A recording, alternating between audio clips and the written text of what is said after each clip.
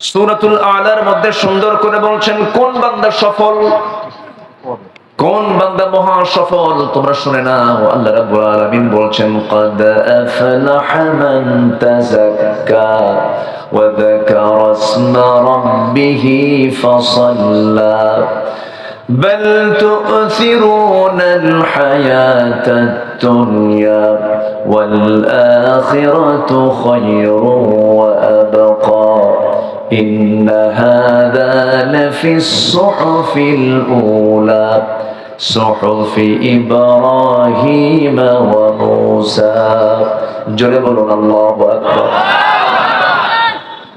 আল্লাহ রাব্বুল আলামিন সফলতার কথা একাধিক জায়গায় বলেছেন, যেরকম সূরা মুমিনুনের শুরুতে আল্লাহ রাব্বুল আলামিন 7টা কাজ যার মধ্যে থাকবে আল্লাহ তাকে সফল বলে ঘোষণা করেছেন।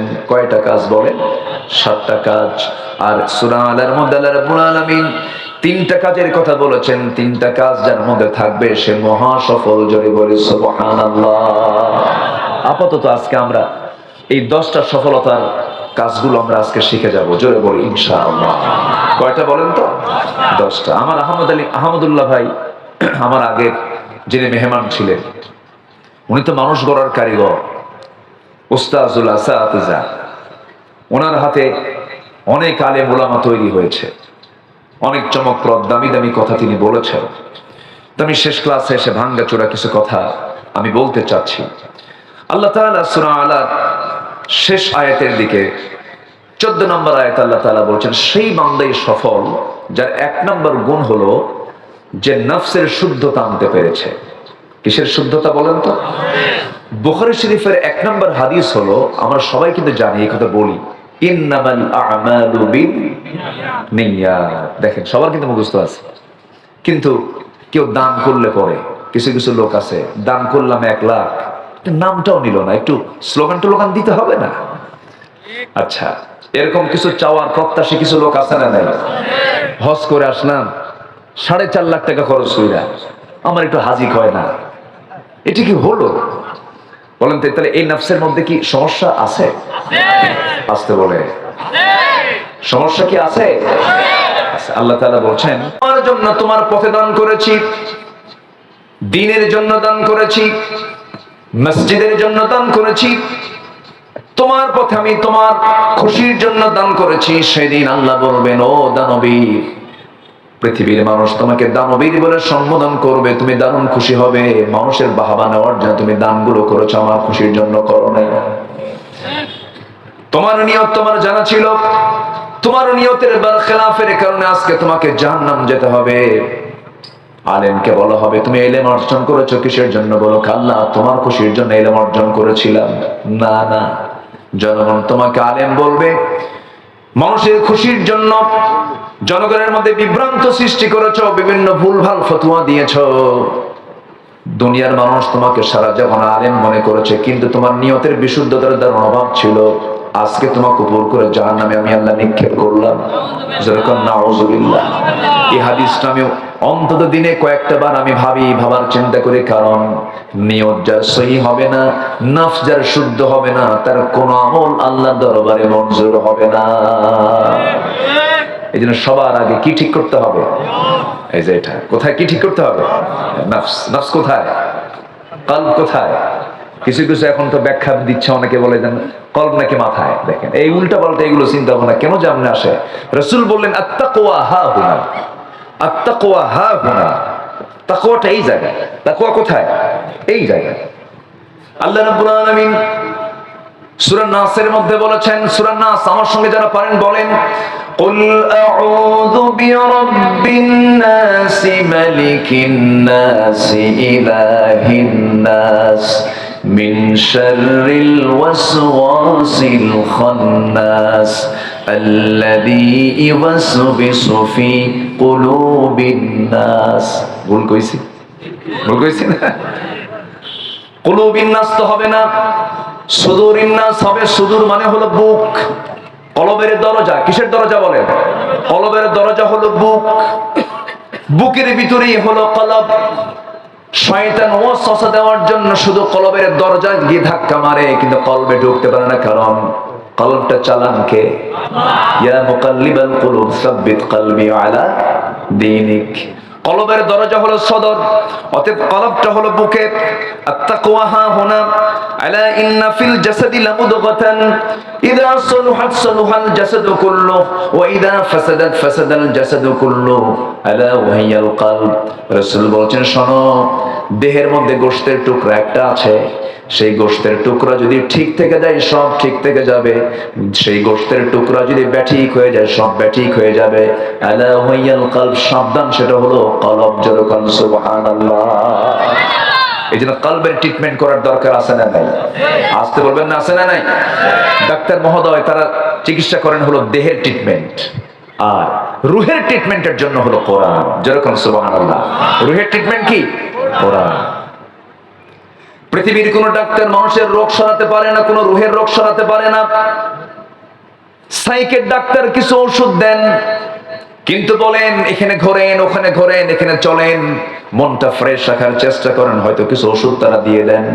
সাইকোলজিক্যাল যে প্রবলেম, মানসিক যে সমস্যা, রুহের যে সমস্যা, এই ট্রিটমেন্ট করার জন্য একমাত্র আল্লাহ দিয়েছেন বান্দার জন্য তার নাজিল করা কোরআন। যেরকম সুবহানাল্লাহ। অনুনাজ্জিলু মিনাল কুরআনি মা হুয়া শিফা, মা হুয়া শিফা। আমি কোরআন নাজিল করেছি বান্দার শিফার জন্য, আরোগ্য করে। আল্লাহু আকবার বলেন। আমার বন্ধুগণ, আজকে আমার সাবজেক্ট হলো আমরা সফল হব কেমনে।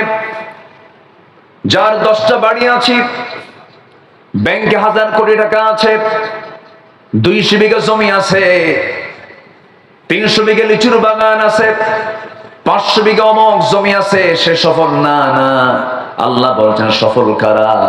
সফল তো তারাই যাদের মধ্যে 1 নাম্বার গুণ হলো যারা নফসের শুদ্ধতা আনতে পেরেছে, নফসটাকে যে ফ্রেশ রাখতে পেরেছে। নফস তো খারাপ কিছু চায়, নফস তো ভালো কিছু চায় না। নফসের কামনা হলো খারাপ, নফস কখনো ভালো কিছু চায় না। আমার বন্ধুগণ, নফস ভালো মন্দ বিচার করে না, নফস যা চায় তাই পেতে নেয়। আমার বন্ধুগণ, যদি কেউ আম চুরি করে খায়, চুরি করে আম মনে হয় টক লাগে নাকি? চুরি করে আম কি টক লাগে? আম যদি মিষ্টি হয়, চুরি করে আমও মিষ্টি, আর কেনা আমও মিষ্টি। নফসের চাওয়া হলো আমি আম খাবো, চুরি করে হোক আর চুরি না করে হোক, এটা যে নফসের চাহিদা। জেনা করব, বিয়ে করে সওয়াব কামাই হবে। বিয়ে করে বিয়ে করে স্ত্রীর সঙ্গে সম্পর্কের মধ্যে যে তৃপ্তি পাওয়া যায়, জেনায় তো একই তৃপ্তি পাওয়া যায়। কিন্তু নফসের চাহিদা হলো জেনার বিয়ে, সেইগুলোকে পাত্তা দেয় না, সে এটাকে চায় যেভাবেই হোক আমার কাছে আসুক। কিন্তু নফসটা বান্দাকে বাধা দেয় না, কিন্তু ওই নফসটাকে বাধা দিয়ে দেয় হলো রূহ। রুহের কাজ হলো নফসকে আটকায় ফেলে। নফস হচ্ছে ইহকালীন চেতনা, রূহ হলো পরকালীন চেতনা। বান্দা যখন খারাপ কাজের দিকে আগায় যেতে নেয়, সেই সময় রূহ তাকে টেনে ফেলে। বান্দা এই কাজটা করা যাবে না, এই কাজ করলে তোমার এই ক্ষতিটা হয়ে যাবে, তোমার জন্য জাহান্নাম যেতে হবে। রূহ তাকে টেনে ধরে। কারণ আল্লাহ রাব্বুল আলামিন সুন্দর করে রূহের ব্যাপারে বলছেন, ইয়াসআলুনাকা আনির রূহ কুলির রূহু মিন আমরি রাব্বি। জোরে বলুন আল্লাহু আকবার, আরো জোরে বলুন আল্লাহু আকবার। আমার কথা কি বিরক্ত হচ্ছেন আপনারা? আমার কথা বিরক্ত হচ্ছেন না তো? আচ্ছা, এক লাইন আমি একটু বুঝাই দেব। নফসটা কি? নফস হলো লেজিসলেটিভ, রূহটা হচ্ছে অ্যাডমিনিস্ট্রেটিভ, কলবটা হচ্ছে ফেডারেটিভ, আইন প্রণয়ন বিভাগ। নফস শুধু সব কাজ বাস্তবায়ন করে, রূহ হচ্ছে আইন প্রণয়ন বিভাগ, প্রশাসন বিভাগ হচ্ছে রূহ। রূহটা বলে দেয় কাজ তো করবা, কিন্তু একটু হিসাব আইন কানুন মেনে চলা দরকার। রূহ এটাকে রেস্ট্রিকশন করে দেয়। আর বাস্তবায়ন বিভাগ হলো কলবটা বাস্তবায়ন করে ফেলে। আর সেই কলবটাকে ঠিক রাখার জন্য সর্বক্ষণ বান্দা দোয়া চাইবে কার কাছে? আসতে বলবেন না, কার কাছে? আল্লাহর কাছে চাইবে। ইয়া মুকাল্লিবাল কুলুব সাব্বিত কলবি আলা দীনিক। হে অন্তর পরিবর্তনকারী, তুমি আমার অন্তরটাকে তোমার দ্বীনের উপরে তুমি আল্লাহ টিকসই রাখো, সাবিত রাখো। এমন করে বান্দা আল্লাহর কাছে চাবে। আমার বন্ধুগণ, এই জন্য নফসকে ট্রিটমেন্ট করতে হবে আমাদের। হারাম কাজের দিকে যাওয়া যাবে না, অবৈধ কাজের দিকে যাওয়া যাবে না। মন চাবে মানুষের ক্ষতি করি, মন চাবে হারাম কামাই করি, মন চাবে অবৈধ পন্থা অবলম্বন করি, মন চাবে আমি হিংসা করি, মন চাবে আমি গীবত করি, মন তো অনেক কিছুই চাবে, কিন্তু মনকে কখনো পাত্তা দেওয়া যাবে না। আল্লাহ তাআলা বলছেন মনের বিরুদ্ধে চলবি, নফসের বিরুদ্ধে চলবি, তোর ঠিকানা হবে কি দেখ, ওয়া আম্মা মান খাফা মাকামা রাব্বিহি ওয়া নাহান নাফসা আনিল হাওয়া ফাইন্নাল জান্নাতা হিয়াল মাওয়া। জোরে বলুন আল্লাহু আকবার।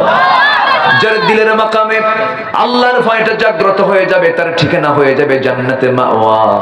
এই জন্য প্রবৃত্তির অনুসরণ আমরা করব না, আমরা দিলটাকে উদার করব, মনটাকে উদার করব, হৃদয়কে আকাশের মতো উদার বানায় দেব। আমার দেশে হিংসা মনে হয় নাই, আসতে কয় আমার দেশে কি হিংসা আছে, অহংকার আছে, হ্যাঁ? নফসের কি রোগ নাই? নফসের রোগ আছে না নাই? নফসের রোগ মোটামুটি 14টা। কয়টা বলেন তো? 14টা। আমি আজকে যে সাবজেক্ট নিয়ে কথা বলা শুরু করেছি, বহু আলোচনা, এখন সময় তো অল্প, আমি কিছু তো করার নেই, যে সংক্ষিপ্ত করে বলছি। তবে একটা কথা, আমার দেশে ওয়াজ বেশি হয় না আমল বেশি হয়? হ্যাঁ, কি কি বেশি হয়? আমল কম হয়। আজকে আমলের নিয়তে শুনবো, তাহলে এনাফ হবে। বলি ইনশাআল্লাহ, জোরে বলি ইনশাআল্লাহ। কি হিংসা দেখে, হিংসার আগুনে দাউ দাউ করে জ্বলে। অনেকদিন আগের একটা উদাহরণ মনে পড়লো আমার। আগের যুগে বিয়ে করতে যেত মানুষ ঘোড়ায় চড়ে। কিসে চড়ে? ঘোড়ায় চড়ে। তো গ্রামের এক মুরব্বীর ঘোড়া আছে, তো এক ছেলের বিয়া, সেই ছেলেটারে গিয়ে বলতেছে যে চাচা একটু ঘোড়াটা দেওয়া যাবে কি? কেন আমি ঘোড়া দেবো না তোরে? মনটা খারাপ কইরা চলে আসছে বাড়িতে। তো কদরের রাত আসছে, কদরের রাতে গেছে মসজিদে। মসজিদে যে প্রথমেই দোয়া করে, আল্লাহ এই বুড়া চাচা আমার ঘোড়া দিল না, ওর ঘোড়া যেন আজকে মরে, ঘোড়া যেন কি। তো এই দোয়াটা করে শেষ করে চলে আসছে বাড়িতে। বাড়িতে আসার পর ওর মা কান্দে। মা তুমি কান্দো কেন? কে কানবো না, তোর গরু মরছে। কি মরছে? গরু মরছে। দোয়া ঠিকই কবুল হয়েছে, মালাকুল মউত ঘোড়ার কাছে না যায় কার কাছে গেছে? গরুর কাছে গেছে। হিংসার ফলাফল এটাই হয়, হিংসা দিয়ে কোনো কাম হয় না। একটা হাদিস, সহিহ হাদিস, ক্বালা ইয়াকুম ফিল হাসাদ ফাইন্নাল হাসাদা ইয়াকুলুল হাসানাত কামা তাকুলুন নার আল হাতাব। আমার রাসূল বলেছেন তোমরা হিংসা থেকে বিরত থাকো। একটা কাঠখণ্ডকে আগুন যেমন জ্বালিয়ে ভস্ম করে দেয়, ঠিক তেমনি হিংসা সমস্ত নেক আমলকে খেয়ে শেষ করে দেয়। আজকে আমাদের দেশে রাষ্ট্র থেকে শুরু করে নিয়ে গ্রাম পর্যন্ত হিংসার আবাদ না মানবতার আবাদ? বলেন হিংসার আবাদ না মানবতার আবাদ? হিংসার আবাদ না উদারতার আবাদ? হিংসা, শুধু হিংসা। আপনি ইমানদার, আপনি মুসলমান, আপনার মধ্যে হিংসা থাকবে, আপনার কোন পুরস্কার আল্লাহর আদালতে না। হিংসা রাখা যাবে না। গ্রামে গঞ্জে হিংসার পরিমাণ কম না বেশি? আরো বেশি। মসজিদে নামাজ পড়ে, হঠাৎ করে হয়তো একদিন বলেই ফেলছে যে এটা তো আমার দাদার জায়গা ছিল। অনেক সময় বলে ফেলে না, এরকম বলে, কিন্তু বাস চান্স একখান পাইছে, যা তোর দাদার জায়গায় আমি নামাজ পড়বো না, আমার দাদার জায়গায় মসজিদ বানাবো। আছে কিনা খবর? আছে কিনা বলেন? তো দাদার, আচ্ছা দাদার মসজিদ কি তার থাকে বলেন তো? হয়তো ভুল করে বলেই ফেলছে আমার দাদার জায়গা বলছে, কিন্তু মসজিদ তো দাদার নাই। বরঞ্চ উচিত সংসার দুইটা না করে এই সংসারকে মজবুত করা। কিন্তু আমার দেশে এখন দিন দিন মসজিদ কমে না বাড়ে? মুসল্লি বাড়া দরকার কি? এই যে মসজিদে বাড়তেছে, এটা কি কি মানবতায় না হিংসা? হিংসাই। এত মসজিদ দেশে, সব টাইলস ওলা মসজিদ, কিন্তু আমার নবীর মসজিদ কি টাইলস ছিল? কোন কলাম ছিল? খেজুর গাছের গুল দিয়া আর পাতা দিয়ে বানানো, দুজন এতিমের কাছ থেকে নেওয়া আমার নবীর ছোট্ট মসজিদ, মসজিদ নববী। বেলাল আযান দিতেন ভাঙ্গা ভাঙ্গা কণ্ঠে, আরশ আজিম শুয়ে গেছে, তাদের আযান, তাদের নামাজ জান্নাত পর্যন্ত পৌঁছে গেছে। কেন জানেন? হিংসা ছিল না। কি ছিল না? নফসটা ফ্রেশ ছিল। নফসটা কি ছিল? ফ্রেশ ছিল। নফসের কিছু রোগ আছে, ব্যাখ্যামূলক কথা আমি বলতে পারলাম না। নাম্বার ওয়ান হলো না, এক নাম্বার হলো নফসের রোগ হলো লোভ লালসা করা, অবৈধ লোভ লালসা করা। নাম্বার 2 হলো অতি লোভ করা, অতি আশা করা। নাম্বার 3 হলো ক্রোধ এবং বেশি রাগ যারা দেখাবে, এগুলো নফসের রোগ। নাম্বার 4 হলো কিসবুন, মিথ্যা কথা বলা। নাম্বার 5 হলো গীবত করা। নাম্বার 6 হলো হিংসা করা। নাম্বার 7 হলো বখল কৃপণতা করা। নাম্বার 8 হলো লোক দেখানো কাজ করা, রিয়া উন্নাস। নাম্বার 9 হলো নিজের পছন্দই বড় পছন্দ মনে করা। নাম্বার 10 হলো কিবার করা, অহংকার করা। নাম্বার 11 হলো পরশ্রী কাতরতা করা। নাম্বার 12 হলো হুব্বে মাল, সম্পদের প্রতি অবৈধ মায়া মমতা এটা করা। নাম্বার 13 হলো সম্মানের লোভ করা, আমার সিয়ার দিল না, শুধুমাত্র পোস্টারের নাম নাই, মাহফিল বন্ধ করা ষড়যন্ত্র করে। আছে না নাই? আসতে বলবেন না, আছে না নাই? সম্মানের লোভ। কিসের লোভ? সম্মানের লোভ। ওর নাম আমার আগে দিছে, ওর নাম আমার পোস্টারের আগে, আমার নামের আগে ওর নাম দিছে, যা মাহফিল বন্ধ। এরকম বদমাইশ আছে না নয়? এই থামে, আমার ওয়াজ করতে দেয়। সম্মানিত ভাইরা, সম্মানিত বন্ধুগণ, আজকে যদি নফসের শুদ্ধতা, নফসের ট্রিটমেন্ট যদি আজকে আমার দেশে যদি থাকতো, নফসের চিকিৎসা নিয়ে যদি আজকে আমরা চলতাম, দেশের টাকা কি বিদেশে পাচার হয়? আজকে দেশের টাকা কি বিদেশে পাচার হয়? দেশের টাকা যারা বিদেশে পাচার করে তাদের মুখে দেশের মহব্বতের কথা মানায় না, তাদের মানায় না। এগুলো একটু কান লাগান, একটু মনোযোগ দিয়ে আমরা কথাগুলো শোনা।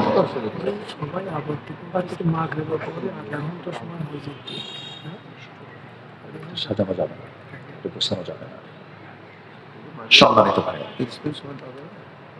ওই সময় তো লোক থাকবে না, আসর ভেঙে গেলে এখানে নামাজ পড়ে ঘোষণা দিলে নামাজ পড়ে নামাজ এখানে নামাজ পড়বে।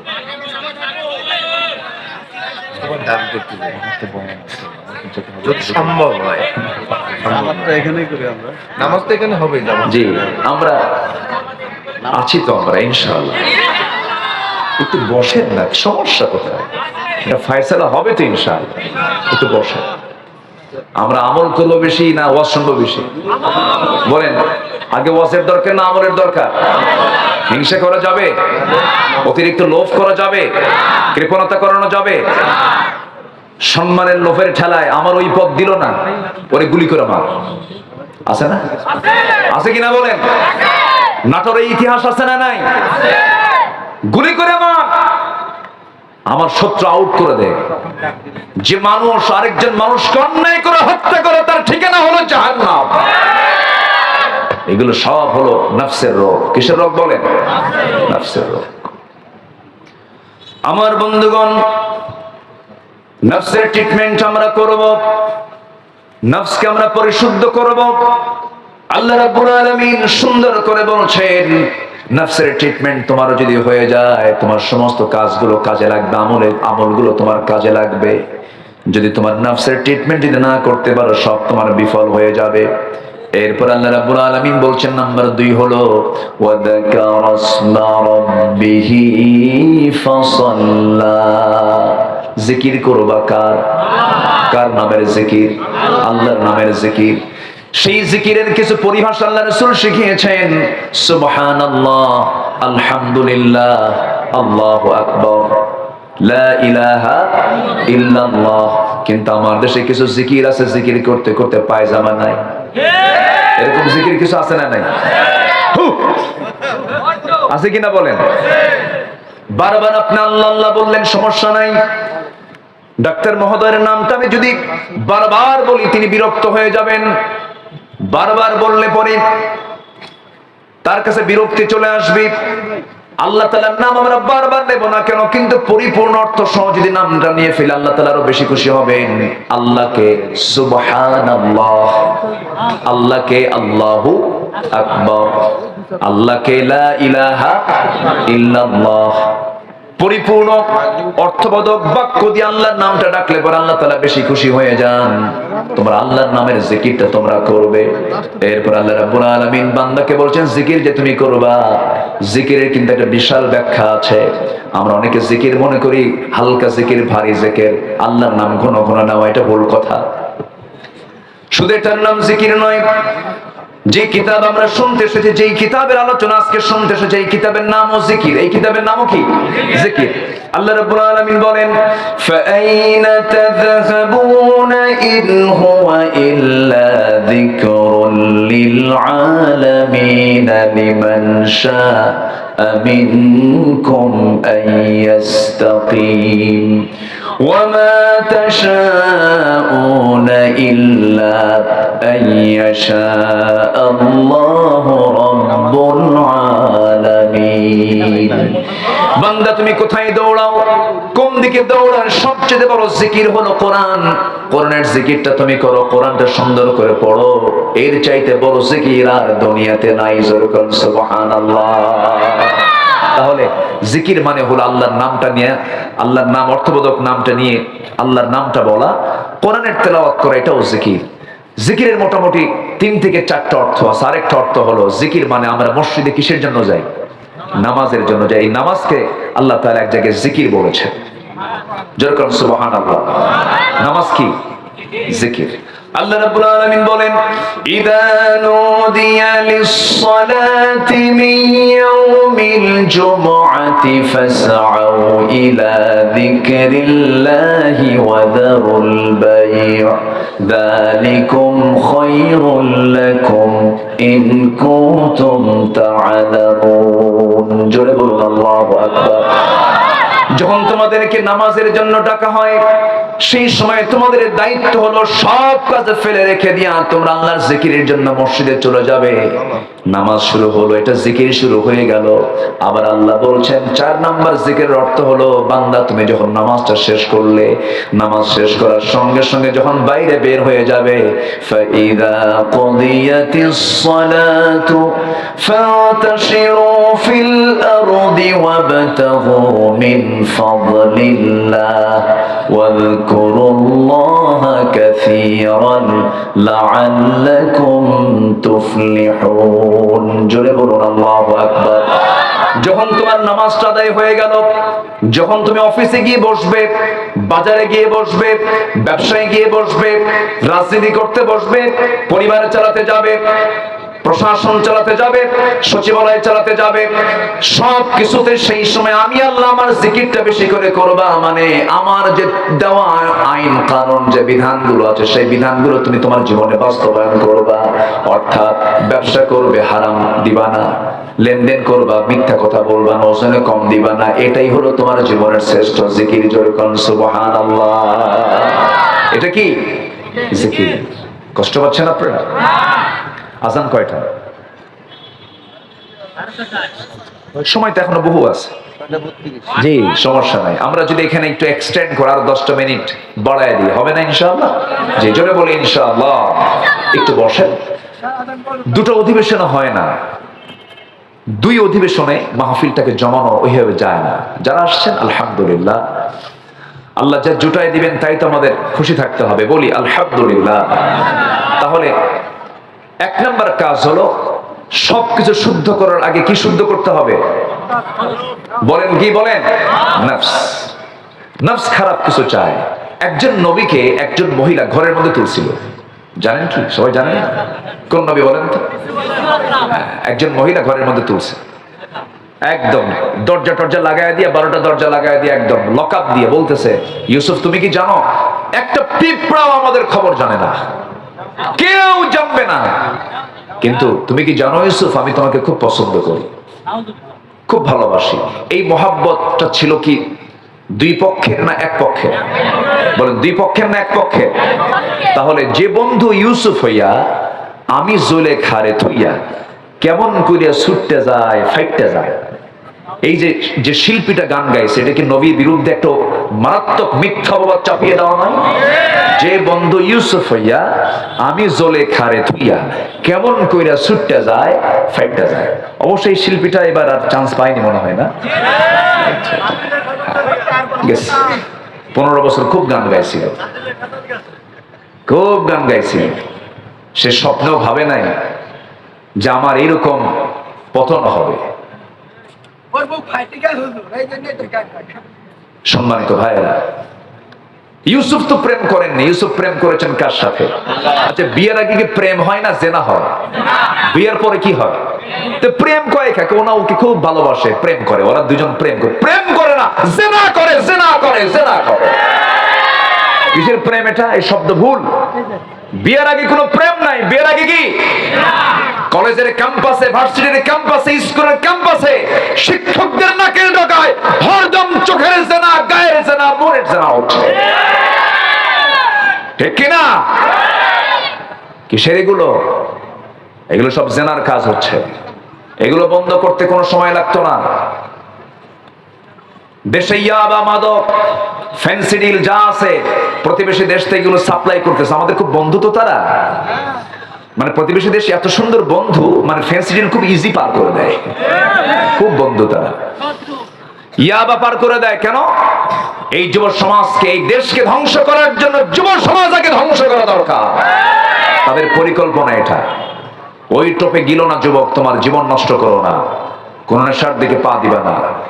পুলিশ যদি ইচ্ছা করে, প্রশাসন যদি ইচ্ছা করে, 3 দিনে দেশকে ইয়াবা মুক্ত করা সম্ভব।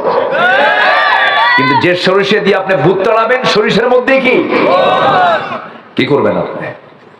তবে অন্যের বিরুদ্ধে আমাদের মোকাবেলা করার দরকার আছে না নাই? বাতিলের বিরুদ্ধে মোকাবেলা করার দরকার আছে না নাই? ইমানদার কখনো বসে থাকে না, ইমানদার বাতিলদের মোকাবেলা করে। রাজি আছেন কারা কারা? হাত উঁচু করে দেখা।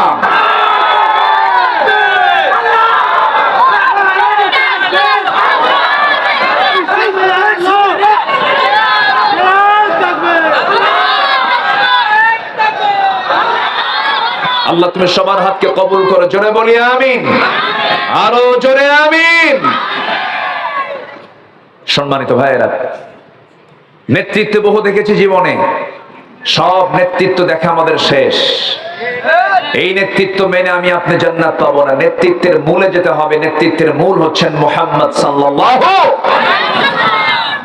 যে নেতা আগে রক্ত ঝরান, আর আমার দেশের নেতাগুলো অনলাইনে যুদ্ধ করে।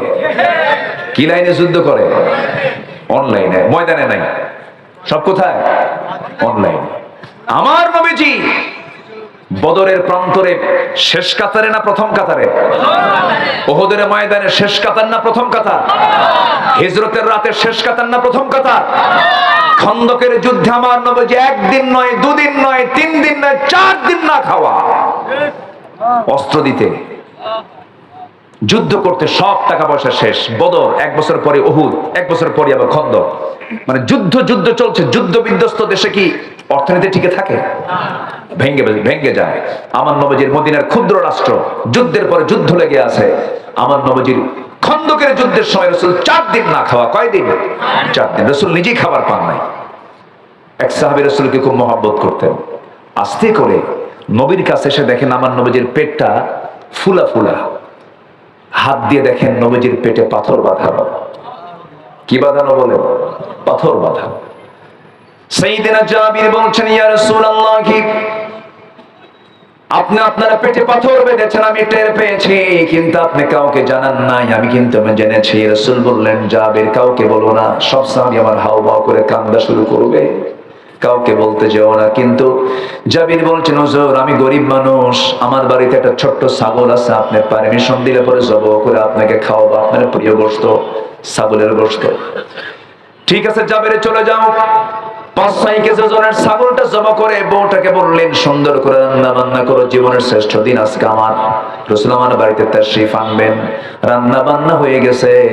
বউ স্বামীকে বলছেন, জাবির রাসূলকে তুমি কানে কানে দাওয়াত দিয়ে নিয়ে চলে আসবে, সবাই জানলে কিন্তু আমরা মেহমানদারি করতে পারবো না, ছোট্ট ছাগল তো। সাইয়েদনা জাবির আস্তে করে গিয়ে নবীর কানে কানে বলছে, হুজুর 2-1 জনকে সঙ্গে করে আমার বাড়িতে চলুন, দাওয়াত তো আছে আপনার।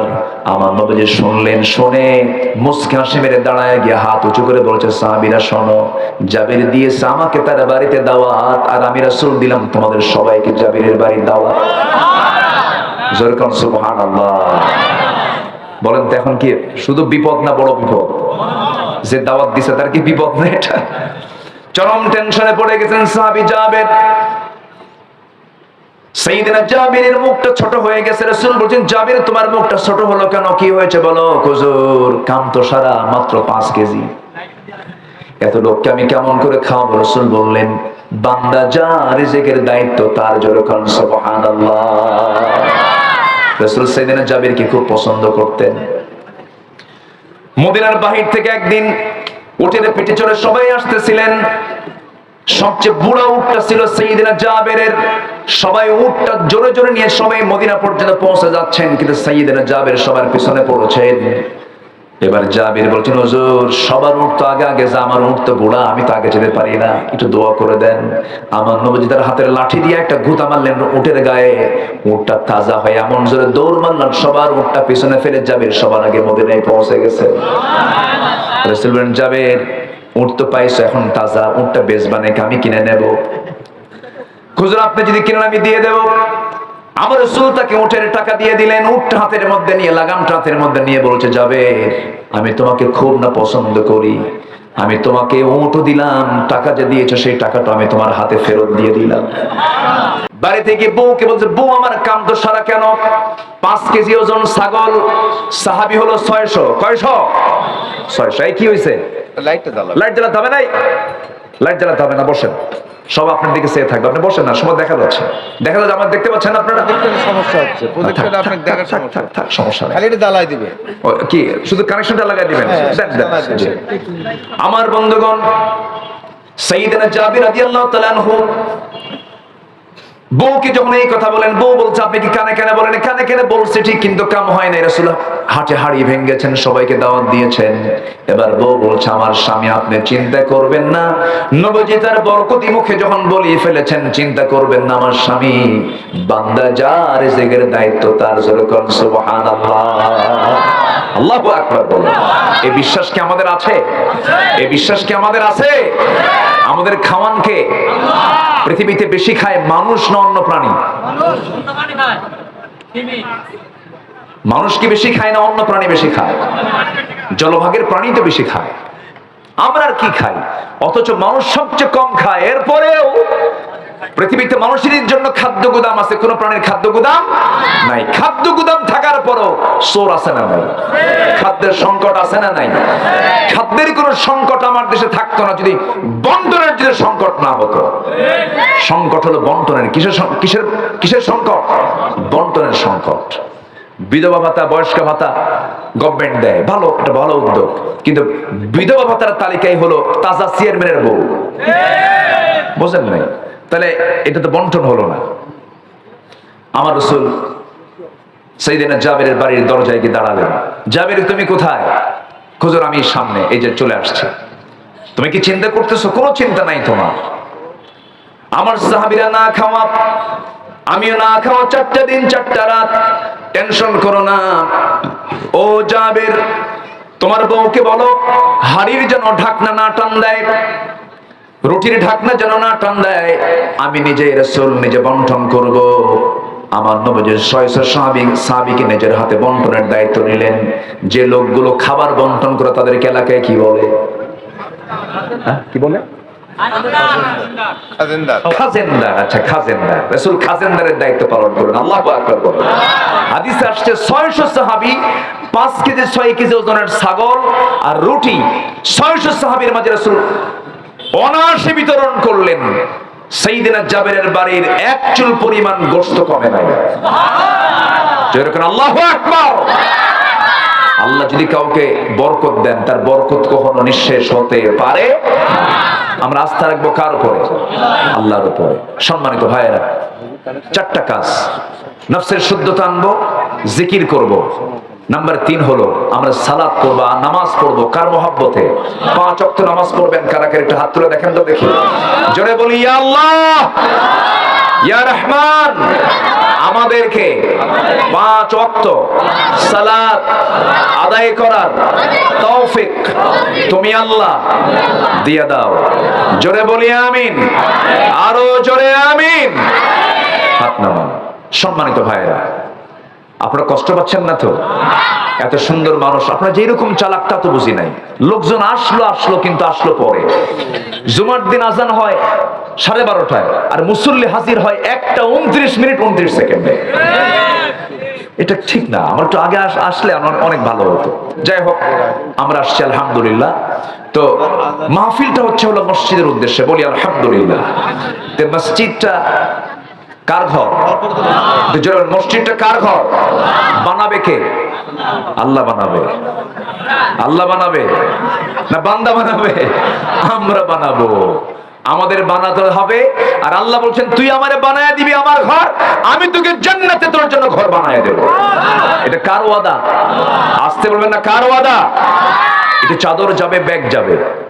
যারা আসছেন মেহেরবানি করে যে যা পারেন পকেটে হাত দিবেন, অন্যের পকেট না, নিজের পকেটে একটু একটু হাত দিবেন। আমার মা বোন যারা আছেন একটু দিল থেকে যে যা পারি আমরা সবাই দেব। কেউ উঠবেন না, এই যে ওঠে কেন? বসেন।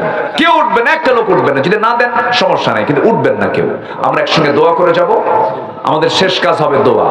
সবাই একটু বসেন, আমরা আল্লাহর কাছে চাবো, চাওয়ার আগ দিয়ে আল্লাহর পথে আল্লাহর ঘরের জন্য আমরা একটু দেব। ব্যাগ যাচ্ছে, কই ব্যাগগুলো কোথায়? ব্যাগ যাচ্ছে, আমরা সবাই 5, 10, 50, 100, 500, 1000 যে যা পারি আমরা জিকিরের তালে তালে আমরা সবাই দেব। জোরে বলি ইনশাআল্লাহ। যদি কারো কাছে টাকা পয়সা না থাকে ভিন্ন কথা, কিন্তু দিতে হবে আল্লাহর ঘরের জন্য, একটু না হলেও কিছু না কিছু দিতে হবে। আমরা